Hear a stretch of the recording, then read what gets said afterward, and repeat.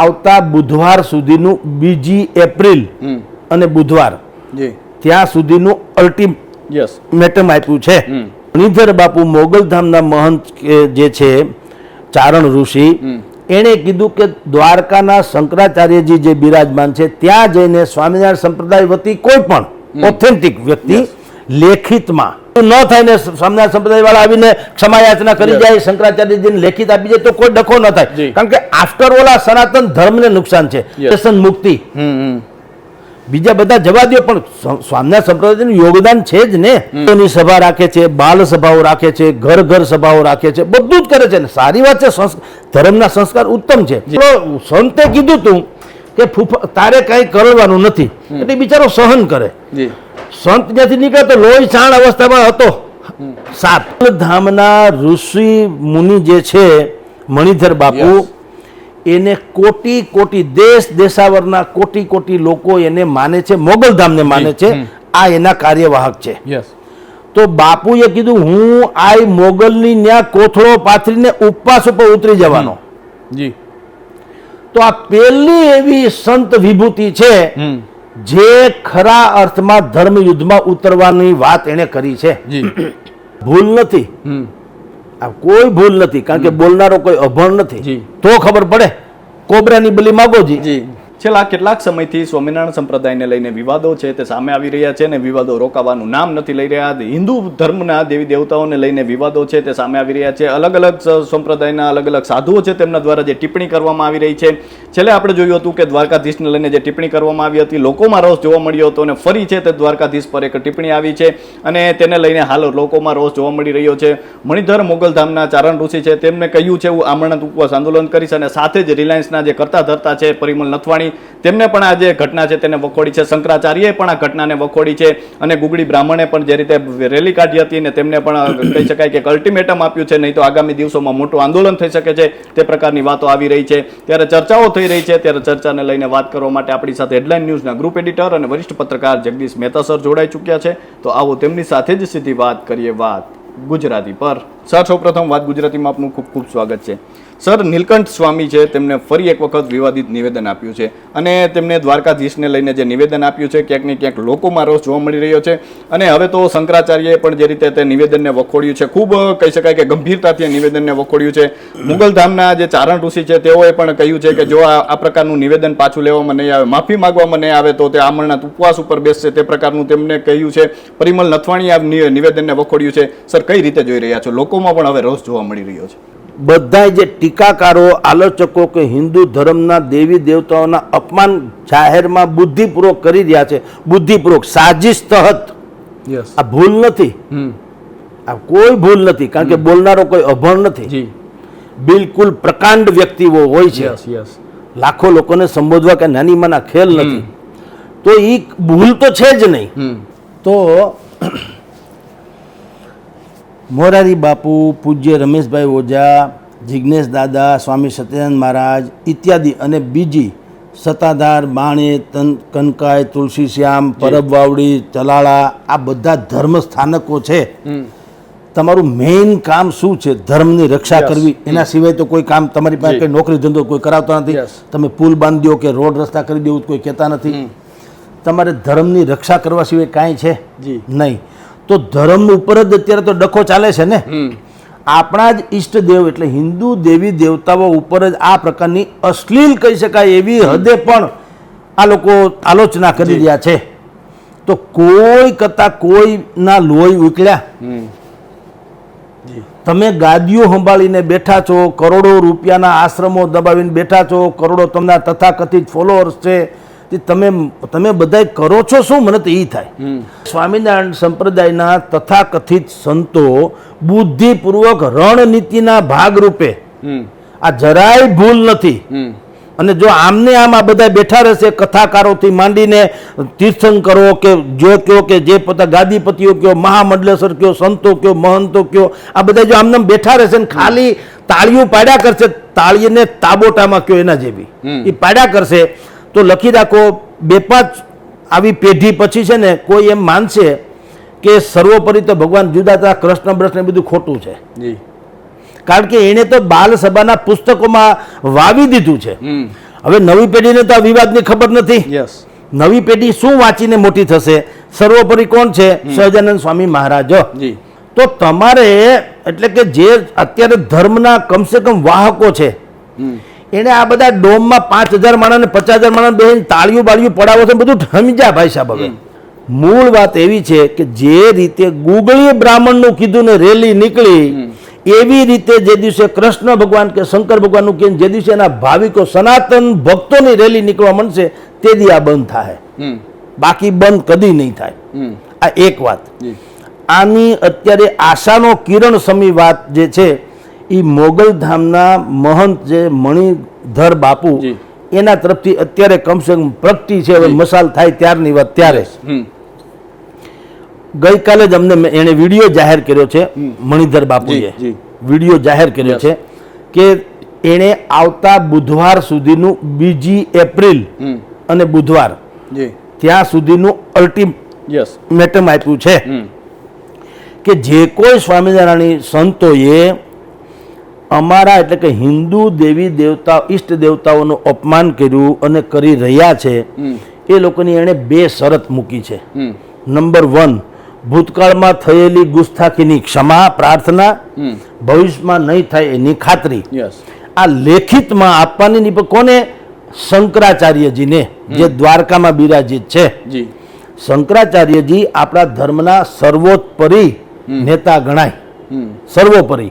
હિન્દુ ધર્મમાં શંકરાચાર્યથી વિશેષ કોઈનું સ્થાન હોઈ શકે નહીં, ધર્મની બાબતને લાગે વળગે ત્યાં સુધી. તો મણિધર બાપુ મોગલધામના મહંત જે છે ચારણ ઋષિ, એણે કીધું કે દ્વારકાના શંકરાચાર્યજી જે બિરાજમાન છે ત્યાં જઈને સ્વામિનારાયણ સંપ્રદાય વતી કોઈ પણ ઓથેન્ટિક વ્યક્તિ લેખિતમાં 2 એપ્રિલ ને બુધવાર સુધીમાં એમ કહી દે કે ભાઈ અમારાથી ભૂતકાળમાં કેટલાક સંતોએ ગુસ્તાખી કરી, યા ભૂલ થઈ 2 ઘડી, પણ ભવિષ્યમાં આવું નહીં થાય. આ બંનેની લેખિતમાં ખાતરી જો નહીં આપવામાં આવે તો 2 એપ્રિલ ને બુધવારથી સૌરાષ્ટ્રમાં ધર્મયુદ્ધ શરૂ થવાનું. મોગલધામના ઋષિ મુનિ જે છે મણિધર બાપુ, એને કોટી દેશ દેશાવરના કોટી લોકો એને માને છે, મોગલધામને માને છે. આ એના કાર્યવાહક છે. તો બાપુએ કીધું હું આ મોગલની ન્યા કોથળો પાથરીને ઉપવાસ ઉપર ઉતરી જવાનો. તો આ પહેલી એવી સંત વિભૂતિ છે જે ખરા અર્થમાં ધર્મયુદ્ધમાં ઉતરવાની વાત એને કરી છે. મોગલધામમાં આવતા બુધવારના 2 એપ્રિલથી આ જ્યારે થવાનું છે, થવા જઈ રહ્યું છે રાધર, ભગવાન કરે ને આ બધું ન થાય ને સ્વામિનારાયણ સંપ્રદાય વાળા આવીને ક્ષમાયાચના કરી જાય, શંકરાચાર્યજીને લેખિત આપી જાય તો કોઈ ડખો ન થાય. કારણ કે આફ્ટર ઓલ આ સનાતન ધર્મને નુકસાન છે. ગમે તેમ ગણો તો પણ એ સ્વામિનારાયણ સંપ્રદાય છે, પણ સનાતન ધર્મનું જ એક અંગ છે ને. તો અંદર કપાઈ મૂવવામાંથી તો આપણને જ નુકસાન છે. પણ હવે એ કરી જ રહ્યા છે એવું તો શું કરવું? આપણે કહીએ છીએ પેલો સગો પડોશી, પણ પાકિસ્તાનને હગો ન કહે, દગો કહેવાય. એને તો મારે છૂટકો છે ને, નહીતર પડોશમાં જ છે. તો આ આપણા એવા સગા છે, એને કાં સુધારવા પડે અને કાં અટકાવવા પડે, બેમાંથી એક. અને એ ટ્વિટર થી નહીં થાય, એ એમ કાંઈ સુધરે નહીં. એ તો સમજીને તમારી જાણ ખાતર બિલકુલ રોડ ઉપરના ઝઘડા, જે કેટલાક લોકો ઝૂંપડામાં રહેનારા હોય છે, સાવ નિર્દોષ અવસ્થામાં ઝઘડો કરે, પતિ પત્ની ઝઘડે યા કોઈ પણ ઝઘડો કરે તો તમે હું જોઈએ તો આપણને લાગે ભવે ભેળા નહીં થાય. માથા કૂટનો પાની થાળી વાટકા ઉડાડે ને ધબધબાટી, રાઈટ? એ હાંજે ભેળા પાછા વ્યાળું કરતા હોય. અને મારો ને તમારો ઝઘડો એ અદાલતમાં મેળ ન પડે, તારીખ પે તારીખ. હું કામ સમજીને જ દાદા છીએ. ઝઘડો કરવા પાછળનો હેતુ છે, સહેતુક ઝઘડ્યા છીએ કે તમને હેરાન કરવા. હો વાતની એક વાત. એટલે પરિમલ નથવાણીએ શબ્દ વાપર્યો કે આ હેતુ વગરની બધી વાતો છે આ જે કરી રહ્યા છે સ્વામિનારાયણ સંપ્રદાય વાળા, એ ખોટી વાત છે. હેતુની સહેતુક છે. જેમ ભૂલથી તમે અકસ્માત ન ઉતરો ને તો એને અકસ્માત કહેવાય, પણ તમે હિટ એન્ડ રનમાં કરો ને તો સા અપરાધ માનવ કહે છે ને, કે તમારે એવી મનસા હતી અને માર નાખો, એટલે તમે બેફિકરાઈથી વાહન ચલાવ્યું ને એને માર નાખો. એવી રીતે આ સહેતુક બોલી રહ્યા છે. આ ભૂલ નથી. ભૂલ તો કોઈ એક સાધુથી થાય, ચારેક વાર ભૂલ મંડે થવાય એવું બને. અને દુનિયાની કોઈ એવી વસ્તી હોય કે બ્રહ્મા વિષ્ણુ મહેશ કરતા કોઈ 5000 વર્ષ જૂની આપણી સંસ્કૃતિ છે, ભગવાન સહજાનંદ સ્વામી મહારાજનું તો 250-300 વર્ષનો ઇતિહાસ છે, તો ક્યાંથી મેળ પડે? હું મારા બાપુજી કરતા મોટો હોઉં કોઈ દી? ભાઈ તમે ગમે એવડા મોટા હો, જો જવાબદારીમાં છે ને દીકરા છે ને એ તમને ઉંમર કરતા વધુ વહેલા મોટા બનાવી દે. જવાબદારી જે છે એ તમને ઉંમર કરતા વધુ વહેલી તમને મોટા બનાવી દે. અને એક માં છે કે જિંદગીમાં તમને કોઈ દી મોટો નથી થવા દેતી. માની આગળ તમે હંમેશને માટે મારા દીકરા, નાનો દીકરો જ હોય છે. તો હું પણ એમ કહું છું કે 250-300 સહજાનંદ સ્વામી મહારાજની એના ઉપર ને કોઈએ ક્યાં હિન્દુ સમાજે કોઈએ પ્રશ્નાર્થ તો કર્યો નથી. કોઈ સાધુ સંત મહામંડલેશ્વર સ્પીકર, મોટિવેશનલ સ્પીકર કે વાર્તાકાર કથાકાર કોઈએ નથી કીધું કે સ્વામિનારાયણ સંપ્રદાય છે બોગસ છે, એવું કોઈએ કીધું નથી. બધા કે ભાઈ દરેકને જેને માનવું હોય માને, સારી વાત છે. બીજા કેટલાય આમાં તો એવું છે, સ્વામિનારાયણ સંપ્રદાયના જે કોઈ સારા ચિંતકો અહીંયા અપૂર્વ સ્વામી છે, જો કે એણે એક વખત તો બફાટ તો કર્યો જ તો, પણ હજી એનામાં થિંક ટેન્ક જેવું છે, વિચારશીલ વ્યક્તિત્વ તો છે. એવા જે વિચારશીલ વ્યક્તિત્વ વાળા સાધુ સંતો છે, હું તો એને કહું ભાઈ તમે પણ થોડુંક અટકાવો આ. કારણ કે તમે આવી કેટલીક ગુસ્તાખી કરીને એટલા બધા એક હાસ્યામાં ધકેલાઈ જાઓ છો કે સમાજને જેની જરૂર છે એવા મહાન કાર્યો તમારા થકી થઈ રહ્યા છે એ પણ અટકી જશે. જેમ કે વ્યસન મુક્તિ, બીજા બધા જવા દો, પણ સ્વામિનારાયણ સંપ્રદાયનું યોગદાન છે જ ને. બીજું વ્યવસ્થાપન. તમે જો યંગસ્ટર્સ લોકો પેલા મંદિરમાં જતા નહીં, શું કામ? ગંદકીને કારણે. શ્રદ્ધા નથી એવું નતું. હવે ત્યાં એવી ગંદકી હોય કે યંગસ્ટર્સને ત્યાં જવું ન ગમે. પ્રમુખ સ્વામી મહારાજે એક બુદ્ધિ વાપરી. હું એ બાબતમાં એને સલામ મારવી પડે અથવા વંદન કરવા પડે. એણે શું કર્યું? 5 સ્ટાર કલ્ચરના મંદિર બનાવ્યા અને હજી બનાવી જ રહ્યા છે દેશ દેશાવરમાં. હવે એ મંદિર એટલા બધા, તમે જુઓ, તમે બસ સ્ટેશનમાં હજી થૂકશો, એરપોર્ટમાં નહીં થૂકો. બે જાહેર સંસ્થા છે ને, પણ અહીંયા રણીધણી વગરનું છે. અહીંયા હજી તમે ફાંકી ખાઈને થૂકશો. તમે માણસ એરપોર્ટમાં નહીં થૂકો. અમિતાભ બચ્ચનનું કેબીસી તમે જુઓ છો, એ કોકના આંસુ લૂછે, સામેવાળાના ભાવવાહી થઈ જાય ત્યારે એ આંસુ લૂછીને જે પેપર હોય પોતાના ખીચામાં નાખે. અમિતાભ બચ્ચન તમે જોજો કેબીસીમાં જે કોઈ ભાવવાહી થઈને રડીબડી પડે તો એના આંસુ લૂછે, પછી એ જે તથાકથિત કાગળનો રૂમાલ હોય છે એ પોતાના ખીચામાં નાખી દે, હેઠે નથી નાખતા. કારણ કે સ્ટુડિયો એટલો બધો બહેતરીન હોય છે, નહીતર અમિતાભ બચ્ચનને કોણ ના પાડે?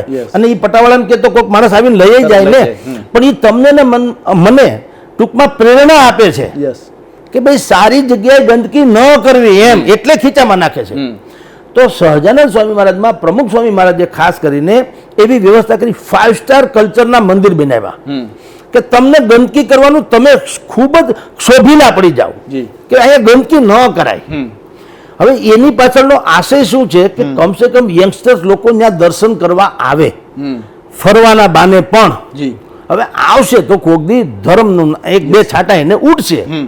તમે અહીંયા અગરબત્તી પેટાવો તો મને સુગંધ આવે એવું નથી, મારા ઘરમાં પેટાવો તમને આવે ને, બરાબર? તો તમે આવો, તમે ખુદ મને પૂછવાના, સાહેબ આ બહુ સરસ અગરબત્તી છે, કોની છે, શું છે વગેરે. આ ઈ સ્ટાઇલથી એને કર્યું તો એ બાબતમાં વંદનીય છે. પણ એને પછી એને કારણે શું થાય છે? એ જો વૃદ્ધોની સભા રાખે છે, બાલ સભાઓ રાખે છે, ઘર ઘર સભાઓ રાખે છે, બધું જ કરે છે ને, સારી વાત છે, ધર્મના સંસ્કાર ઉત્તમ છે. પણ કેટલાક સ્વામીઓ રણનીતિના ભાગરૂપે, કહું છું બુદ્ધિપૂર્વક, આ પ્રકારની ગુસ્તાખી કરે છે. એને આવા તત્વચિંતક જેવા જેટલા સ્વામિનારાયણ સહજાનંદ સ્વામી મહારાજ સંપ્રદાયના સાધુ છે એને આને અટકાવવા જોઈએ. કારણ કે એમ નહીં કરે તો એક દિવસ ધર્મયુદ્ધ હવે તો કંઈ છેડાવવા જઈ જ રહ્યું છે, પણ મોટે પાયે છેડાશે. જનતા જ્યારે જાગી જાય સાહેબ, ભૂખા જનોનો જઠરાગ્નિ જાગશે ત્યારે ભસ્મ કણીના હાથ લાગશે. રાજા રજવાડા, દિગંતો, હિટલરો, તાના શાહો, જગતભરના ઈદી અમીનથી માંડીને સદામ હુસેનો, જનરલ ગદ્દાફીથી માંડીને જેટલા હોય એટલા આપણી નજર સામે છે, એની રજ પણ ન મળી.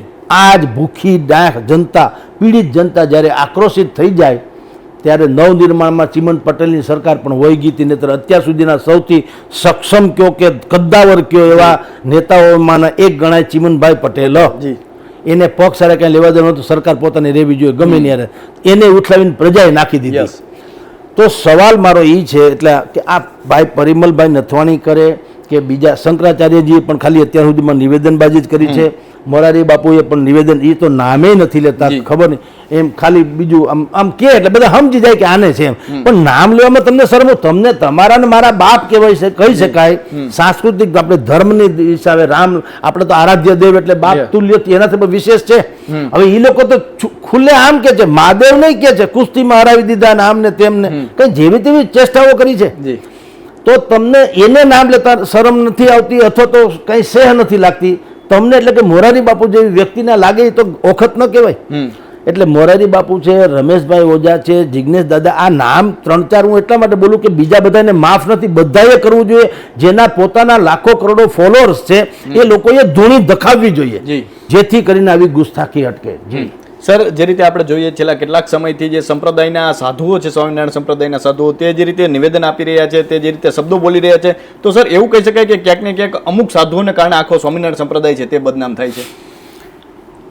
એ વાત તો સાચી ગણાત કે બીજા એટલે કે સારા સંતો છે એને અટકાવતા હોત તો. જી, મારા ઘરમાં ચોરીનો કે હરામનો માલ ક્યાંકથી આવે, હું અટકાવું નહીં, એનો અર્થ એમ છે કે હું એમાં સહમત છું. જી, નહીતર મારે અટકાવવો જોઈએ ને કે ભાઈ અહીંયા વધારાનું ક્યાંથી આવે છે. પણ એ જો મને ગમતું હોય તો મારો કોઈ રાઈટ નથી કે હું આદર્શની વાતો કરું. એવી રીતે જો કેટલાક સાધુ સંતો, કેટલાક માની લ્યો કે કોઈ પણ મતિ ભ્રષ્ટ થઈ ગઈ એની અને એ આવું બોલતા હોય તો એના ઉપરી સાધુ તો છે જ ને. આજે નીલકંઠ સ્વામીથી માંડીને જેટલા લોકોએ તથાકથિત રીતે બફાટ કર્યો, એ કોઈ એવા નથી કે એની ઉપર કોઈ ન હોય. સ્વામિનારાયણ સંપ્રદાયમાં તો સૌથી મોટા આચાર્ય પદ ગણાય છે, જેની સુપ્રીમ કોર્ટ, હવે તો એમાં ડખો થાય સુપ્રીમ કોર્ટ નિમણૂક કરે છે કે તમે આચાર્ય તરીકે હાલશો. આચાર્ય એટલે સર્વોપરી ધર્મ ગુરુ, એનાથી વિશેષ કોઈ મોટું નહીં. તો ક્યારેય તમે કોઈ સ્વામિનારાયણ સંપ્રદાયના વિવિધ ફિરકા છે, 14 ફિરકા છે, પણ કોઈ ધર્માચાર્ય સ્વામિનારાયણ સંપ્રદાયનો હોય એ આચાર્યશ્રીએ ક્યારેય કીધું છે ખરું કે ભાઈ આ કોણ આવું બધું બોલે છે, આવું નહીં બોલવું જોઈએ? સ્વયં સહજાનંદ સ્વામી મહારાજે શિક્ષાપત્રીમાં કીધું છે, સૂર્ય, વાયુ, અગ્નિ, તેજ એવી રામ, કૃષ્ણ ઇત્યાદિ ઈશ્વર જે ઈષ્ટ દેવો છે એને વંદન કરવા, પૂજવા. તો સહજાનંદ સ્વામી મહારાજને પોતાને કોઈ કન્ફ્યુઝન નહોતું, તો આ આજકાલના સાધુ સંતોને શું કામ કન્ફ્યુઝન હોવું જોઈએ? એટલે હું કહું છું કે આ રણનીતિના ભાગરૂપે થઈ રહ્યું છે, સાજિશ. કે ખબર છે કે સામે કઈ વિરોધ થવાનો નથી, થાય તો વાંજ્યો વિરોધ છે, એનો કઈ આવે નહીં. આપણે એને બહુ ગધેડો થાય તો અમને જલારામ બાપા જઈને હમણાં એક ભાઈ સ્વામિનારાયણ સાધુનો માફી માગી આવ્યા, પાછલે બારણેથી આવ્યા, પોલીસે રક્ષણ આપ્યું, બાઉન્સર હતા, ફોટા લેવા ન દીધા, એને કઈ રીતે માફી માગી રાજા રામ જાણે. અંદર ગયા એ ખબર પડી, બહાર નીકળ્યા એ ખબર પડી. નહીતર તો જલારામ બાપાને સાષ્ટાંગ દંડવત કરવા જોઈએ અને ત્યાંથી વિડીયો ઉતારીને જાહેર કરવું જોઈએ કે મારાથી જલારામ પૂજ્ય જલારામ બાપા વિરુદ્ધમાં સમથિંગ બોલાઈ ગયું, હું એમાં ક્ષમા પ્રાર્થું છું. પૂજ્ય જલારામ બાપા જેવી વિભૂતિ જે છે એની સામે મારી કોઈ તુલના નથી, વગેરે વગેરે. અને રઘુવંશી સહિતની જેટલા સમાજને જો આમાંથી કોઈનું હૃદય દુભાણું હોય તો હું એને ખરા હૃદયથી મારી ક્ષમા પ્રાર્થના કરું છું. આવું કાનો આવ્યો વિડીયો? એ આવ્યા ને ગયા બુદ્ધિપૂર્વક ને પોલીસે પર રક્ષણ આપ્યું. એ ઠીક, આ લોકો ટપલી દાવ ન કરી લે, પણ વિડીયો તો આવવો જોઈએ, એ તો આવ્યો નથી. તો આપણી જે તથાકથિત સહિષ્ણુતા છે ને એ આપણી નબળાઈ છે. સહિષ્ણુતા કેને કહેવાય? ક્ષમા વીરસ્ય ભૂષણ. જેનામાં વીરતા છે એની ક્ષમાનું મૂલ્ય છે. નબળા તો અમથાય ક્ષમા કરે ને. પોલીસ આપણને દંડો મારે ને આપણામાં કાંઈ નહોતું, આપણે ભાગવા સિવાય બીજું શું કરી શકીએ? તો એ ક્ષમા આપી ન કહેવાય. આપણે જાન છૂટી, બીજું હું બે ભાઠા ખાઈને. પણ કોઈક મરદ માણાને મારે જી, કાં પોલીસ નથી મારતા? આ વરઘોડા તમે કહો છગન મગનના હવના વરઘોડા નીકળે છે, ખાના હોય એના વરઘોડા કાઢે જી, કાં નથી કાઢતા? ઓલા ભૂહી નાખે. તો એ સ્થિતિમાં કહું છું જલારામ બાપાની ક્ષમા પ્રાર્થના કરી એ વિડીયો આવવો જોઈએ ને. એ ન આવ્યો તો આપણે કોઈએ કાંઈ કીધું નહીં, હંધાઈ માની લીધું, બસ એને જાણે આપણને આશીર્વાદ આપી દીધા ને માફી માગી લીધી. એટલે આપણી આ વધારે પડતી જે ઉદારતા છે ને એને કારણે આક્રમણખોરો વધુ આક્રમક બનતા જાય છે. અને આનો અત્યારે કોઈ અંત નથી લાગતો. જો બુધવાર સુધીમાં 2 એપ્રિલ ને બુધવાર સુધીમાં મેં કીધું એમ અત્યારે જેમ બાપુએ જાહેરાત કરી મોગલધામના, એણે બધાને બોલ્યા, દેશ દેશાવરમાં મોગલધામને માનનારા કોટી કોટી ભાવિકોને આહવાન કર્યું છે બાપુએ કે જરૂર પડે તો આપણે કહીએ ને કે ખબર નથી સરહદ પર શ્રી આફત ખડી છે, સરહદ ખબર એટલી છે કે માતની હાકલ પડી છે. તો એ બાપુએ મણિધર બાપુએ કીધું છે એના ભાવિકોને કે જરૂર પડશે તો અત્યારે તો હું ઉતરવાનો છું, એટલે કે બુધવારે મોગલધામના મણિધર બાપુ ઉતરવાના છે અમરનાથ ઉપવાસ ઉપર પ્રતિક. પણ અમરનાથ જ્યાં સુધી નિકાલ ન આવે ત્યાં સુધી હવે ઈ ઉતરવાના, એટલે ઓબ્વિયસલી એના ભાવિકો તો કરોડો કરોડો ભાવિકો છે દેશ દેશાવરમાં, એ લોકો પણ એમાંથી જોઈન્ટ થશે. તો બીજી બધી જે આસ્થા સ્થાનકો સૌરાષ્ટ્રભરના છે એની ઉપર ફરજ પડશે, દબાણ આવશે, અથવા તો સ્વયંભૂ જાગૃત થાય અને એ લોકો પણ એમાં આવે ને પોતપોતાની જગ્યાએ ધૂણા ધખાવે તો સાહેબ સ્થિતિ કેવી પેદા થાય? મોરારી બાપુ સ્વયં એક વખત ચાલુ કથાએ 10 મિનિટ મૌન સાહેબ, તો એના પડઘા પડે. એક બહુ સરસ વાક્ય છે કે આપ હમસે કુછ બોલા કરો, आप हमसे कुछ न कुछ बोला करो, खामोश रहोगे तो दुनिया सुन लेगी. खामोश रहोगे तो दुनिया सुन लेगी. તમે નથી બોલતા એટલે લોકો સમજી જશે કે આનામાં કઈ છે નહીં. इसलिए आप हमसे कुछ बोला करो, कुछ न कुछ बोला करो. તમે કોક દી ધગો ભાઈ સાહેબ, તમે કંઈક બોલો, ખાલી ટપોટા કરો માં નામ લીધા એવી વાત કરો માં, આપ હમસે કુછ ને કુછ બોલા કીજીએ, અગર ખામોશ રહોગે તો દુનિયા સુન લેગી. એટલે ખામોશી બહુ આપણી ખતરનાક સાબિત થવાની છે. સરવાળે કહું તો મોગલધામના મણિધર બાપુએ જે અત્યારે મશાલ પ્રગટાવી છે એ વિરાટ દાવાનળમાં ન પ્રગટે અથવા તો ન થાય એવું સૌ ઈચ્છીએ. અને સહજાનંદ સ્વામી મહારાજ સંપ્રદાયના જેટલા પણ સાધુ સંતો છે એના જે ઓથેન્ટિક લોકો છે, સારા સંતો મહંતો છે, એણે શંકરાચાર્યજીને સાક્ષીએ કમસે કમ ક્ષમા પ્રાર્થના કરવી જોઈએ અને ભવિષ્યમાં આવી ગુસ્તાખી ન થાય એની ગેરંટી આપવી જોઈએ. તો આ વિવાદ શમી જશે અને મહાન ધર્મયુદ્ધ, તમને કહું અત્યારે ભલા લોકોને એમ લાગતું હોય કે કાંઈ થવાનું નથી, પણ લોકોને ખ્યાલ નથી. ક્ષત્રિય સમાજનું આંદોલન થયું ત્યારે એમ થતું કાંઈ થવાનું નથી, જુનાગઢનો ડખો થયો ત્યારે એમ કહેતા કાંઈ થવાનું નથી, સત્તાધારનો ડખો શરૂ થયો ત્યારે એમ કહેતું કાંઈ થવાનું નથી. પણ પછી જેટલા પણ કમસે કમ કૌભાંડો બહાર આવતા ગયા, બધું ઉલેચીને બધું જાહેર થઈ ગયું. તંત્ર નિર્ણય ન લે જુદી વાત છે, પણ આવ્યું ખરું બધું. એક વખત હાથમાં લે તો બધી પ્રકરણ પછી વાત નીકળીએ તો દૂર તક જાયગી. તો એવું ન થાય અને બધું ઘીના ઠામમાં ઘી પડ્યું રહે અને સનાતન ધર્મ જે છે એ બધી રીતે આમ સુલેહ જળવાઈ રહે. એટલા માટે તંત્રએ પ્રયાસ, એટલે સરકારી લેવલે પ્રયાસ કરવા જોઈએ અને સંપ્રદાય લેવલ પર પ્રયાસ કરવા જોઈએ. સર, આ સોશિયલ મીડિયાના કારણે વધારે પડતું કંઈક થતું એવું લાગે છે, કારણ કે છેલ્લા દિવસોમાં આપણે જોઈએ તો જે વિડીયો છે ખૂબ વાયરલ થઈ રહ્યા છે અને જે રીતે આપણે જોઈએ તો જે પુસ્તકો છે તેમાં તો લખેલું લખાણ છે તે ઘણા દિવસનું હોઈ શકે છે, પરંતુ સોશિયલ મીડિયાના કારણે ક્યાંક ને ક્યાંક વિવાદ વધતો જોવા મળી રહ્યો છે. સોશિયલ ઇંગ્લિશ શબ્દ છે, એનું ગુજરાતી છે સામાજિક. તો આ સામાજિક ક્રાંતિ છે, એનો યુગ છે સાહેબ. અને બિલકુલ હું તો એને આવકારું છું. અત્યાર સુધી શું હતું, ધારો કે હું બોલું તો એ સાંભળનારા સાંભળવાનું, એને શું કેવું છે તો આવતું નહીં. માઇકમાં બોલે એ જ સંભળાય. 10,000 લોકો ડોમમાં બેઠા હોય, એના મનમાં કંઈક પ્રશ્ન ઉઠે તો એ તો આવતું જ નથી ને. એને કેવળ સહન કરવાનું ને સાંભળવાનું. હવે એ વાત પલટી ગઈ. સોશિયલ મીડિયા એવું એક સામાજિક ક્રાંતિનું માધ્યમ બની રહ્યું છે. યુટ્યુબ વિડીયોથી માંડીને બધું જ, દરેક માણસ પત્રકાર છે, જેના હાથમાં મોબાઈલ છે એ પત્રકારે છે અને એ સ્વતંત્ર નાગરિકે છે.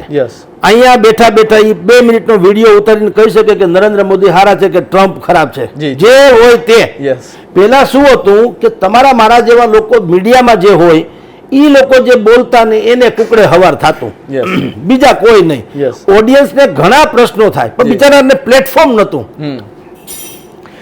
હવે દરેકની પાસે આ પ્લેટફોર્મ છે, મંચ છે, કોઈથી ફાટી પડતું નથી. હું એમ કહું મારે તમારા સમાચાર નથી લેવા કે ફરગેટ ઇટ, તમે નથી લેવા કાંઈ વાંધો નહીં, તોય દુનિયામાં છવાઈ જશે. આ અત્યારે તમે ને હું જે વિવાદની વાતો કરી રહ્યા છીએ એ સોશિયલ મીડિયાનું જ પરિણામ છે. પ્રિન્ટ મીડિયામાં ને મેઇન સ્ટ્રીમ મીડિયામાં ક્યાં આવ્યું? સોશિયલ મીડિયામાં વિડીયો વાયરલ થાય છે કે આવું આવું થયું. તમે જુઓ મોટા ભાગના અપરાધો પણ આ સીસીટીવી ફૂટેજની જેમ સોશિયલ મીડિયામાં જ આવે છે ને, એટલે બધાને ખબર પડે છે કે અહીંયા આવું ધમાલ થઈ. અત્યારે વડોદરામાં એક કોઈ દારૂની પાર્ટી આજે જ પકડાની છે, દારૂ પીને કઈક ડિંગલ કરતા હતા, એ ગમે એને સોશિયલ મીડિયામાં વિડીયો વાયરલ કરો, હવે કેસ કબાડા થાય. સોશિયલ મીડિયા તો ભયંકર ક્રાંતિ છે સાહેબ, ધન્ય હોય એને. ભલે કેટલીક વખત આપણે ટીકાની આલોચનાનો ભોગ બનવું પડે, એ તો દરેકને અધિકાર તો છે ને. આપણને આપણો મત રજૂ કરવાનો અધિકાર હોય, એને અધિકાર ન હોય, એ એની ભાષામાં રજૂ કરે. આપણે તો એક ચોક્કસ પ્લેટફોર્મ પર છે એટલે આપણે શાલીન ભાષામાં વાત કરીએ. સોશિયલ મીડિયા તો છૂટે છૂટ છે એટલે એમાં તો ગોફણ ગાવ આવવાના. પણ સારું છે સાહેબ, એ સારું જ છે, એટલે કોઈ બેફામ બનતા અટકે, એમાં જરાય ખોટું નથી. એટલે સોશિયલ મીડિયા જેવી અત્યારે તો એનો યુગ હાલે છે, એમ કે તો હાલે સામાજિક ક્રાંતિનો યુગ છે વાયા ઓનલાઈન. એટલે બહેતરીન વાત છે. એણે અનેકો બાબતો એવી ઉજાગર કરી જે હું ને તમે બિલકુલ, અમુક લોકોએ એને ઢાંકી રાખી હતી. આપણા જે ઇતિહાસ છે, આપણો આઝાદીનો ઇતિહાસ છે, એની પણ કેટલીક ઘીસી પીટી વાતો આપણને ખબર હતી. અત્યારે જે બારીકાઈની વાતો છે એ બધી આપણને ડ્યુ ટુ સોશિયલ મીડિયા. તો ધન્ય હો સોશિયલ મીડિયાને. એટલે અત્યારે આ એનો યુગ આવી રહ્યો છે, આ ચાલી રહ્યો છે, અને એનો બહેતરીન ઉપયોગ છે. એ પછી એમાં કેટલીક મેં કીધું એમ જેના સારા પાસા હોય એના ખોટા પાસા પણ હોય. તો ગામ હોય ને ઉકરડો હોય, આપણે એ તરફ ન જુઓ તો બેઝિકલી વાત એ છે કે દરેકને સ્વતંત્રતા આપી સોશિયલ મીડિયાએ, પોતાનો અવાજ રજૂ કરવાનું ફ્રીડમ. અને એને કારણે આપણે અનેકો પ્રકારના ભેદ ભરમ કે રહસ્ય છે એ બિલકુલ આપણે જાણતા થઈ ગયા. એટલે બહેતરીન ઉપયોગ આ છે. અત્યારે જેની ચર્ચા કરીએ સ્વામિનારાયણ સંપ્રદાયના તથાકથિત આ બધા અશ્લીલ બધા ચેન ચાળાઓની, એ પણ સોશિયલ મીડિયાને જ આભારી છે. અને ભાઈ મણિધર બાપુએ એલાન કર્યું, એણે ક્યાં પ્રેસ કોન્ફરન્સ બોલાવી, સોશિયલ મીડિયામાં એક વિડીયો એને શું મૂકી દીધો, ખળભળાટ મચી ગયો, બધાને ખબર પડી ગઈ. તો એ બાબતની દ્રષ્ટિએ જોઈએ તો સોશિયલ મીડિયા જે છે એકદમ સક્ષમ અને શ્રેષ્ઠ માધ્યમ છે. જી સર, અંતિમ પ્રશ્ન છે કે આ વિવાદનો સર અંત કેવી રીતે આવી શકે છે? કારણ કે છેલ્લા કેટલાક દિવસોથી જોઈએ છે કે થતું જ રહે છે, વિવાદ આવે છે શાંત પડે છે, વિવાદ આવે છે શાંત પડે છે. સર આમ અટકે છે ક્યાં વિવાદ? જુઓ ભાઈ, ભય બિન પ્રીતિ નાહી. દુનિયામાં જો બધા જ લોકો સંસ્કારથી સુધરી જતા હોત તો કોઈ પોલીસ રાખત નહીં. જી, રાત્રે ન ફરવું એમ માવતર કે છે, માવતરનું નહીં માને, પેલો દંડો મારે એટલે આપણે ઘરે આવતા રહેશું. તો ભય બિન પ્રીતિ નાહી. તમે એમ નથી કહેતા કે આપણે જ હારા ને બીજા કોઈ હારા ન હોવા જોઈએ, પણ તમે સારા છો એટલે અમે ખરાબ નથી. That's all. આપકે બડે હોને સે હમ છોટે નહીં હો જાતે. એ વાત જ્યાં સુધી સ્થાપિત કરવામાં ન આવે ત્યાં સુધી આનો અંત નથી. તમારી કોઈ હળી કરી જાય એવી નબળાઈ જ્યાં સુધી રહેશે ત્યાં સુધી હળી કર્યા જ કરશે. એને જ્યારે એમ ખબર પડે કે હવે હળી નહીં થાય, તમે જુઓ, તમે આપણે બધા બલિ ચડાવવાની જે પશુ બલિની વાત છે, બકરાનો બલિ માગશે એને, નાના છોકરા લોકો વધેરી નાખે છે ખતરનાક રીતે. કા સિંહની બલિ ન માગી કે ભાઈ મને સિંહ ચડાવજો હોય એટલે હું તમારી પ્રસન્ન થાય, કા નથી કહેતા? ઓલો ફાડી ખાય. સિંહની બલિ ન હોય, કાગડા કૂતરાની હોય, એ બિચારા કઈ સહલા કઈ કરી ન કે બકરાને પકડી રાખ. બકરું શું કરે, ભે શું કરે, ગાય શું કરે? મૂંગા પ્રાણી છે, તમે મારી નાખો મરી જાય બિચારા, આપણે મરી જઈએ. 10 જણા પકડી રાખે તો શું કરીએ આપણે? માગો ને, લ્યો સિંહની બલિ માગોજી તો ખબર પડે, કોબરાની બલિ માગોજી. આ સ્થિતિ એ છે, તમે નબળા છો એટલે તમારી હળી થાય છે. આ વાત જે ઓલા સર તનસે જુદા વાળી વાત છે, પણ ઈ તમે તનસે જુદા કરો કે ન કરો, એનો ફફાડો તો છે ને.